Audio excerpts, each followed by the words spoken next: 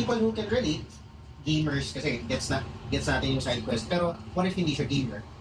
E di, since hindi siya nag-land, hindi niya naiintindihan na miss mo yung opportunity to connect. Right? So, yung next line mo naman is, my goal is to find clients who have a strong work ethic and whose values align with mine. Okay to. This is very good. One of the things na tinuturo ko sa mga students ko is yung length ng sentence. When you try to write something, and I'm sure familiar ka dito kasi digital marketer ka. This is a common practice sa copywriting. Yung sentences mo should be easy to speak. So, kunyari, so this is something they taught us at school.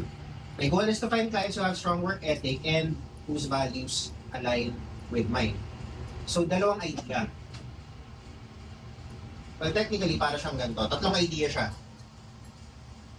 My goal is to find clients. My clients should have a strong work ethic.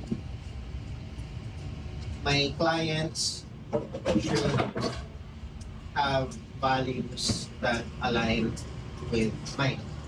Medyo awkward kasi hinati ko siya literal na hinati ko siya sa tatlong sentence. Pero ideally, ganito kahaba lang yung sentence length. Right? Malinaw ba yung pag-explain ko?